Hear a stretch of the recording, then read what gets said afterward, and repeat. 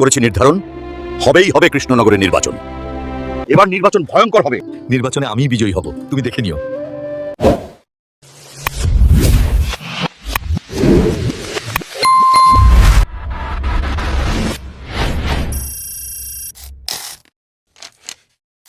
ও সোনা, জিতেই এসো।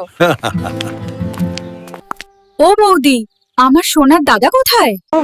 এবার গোপাল দাদাকেই আমরা ভোট দিব, কি বলো সবাই?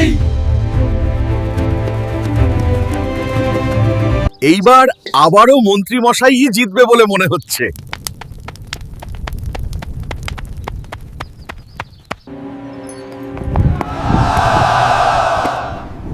হে আমার প্রজারা,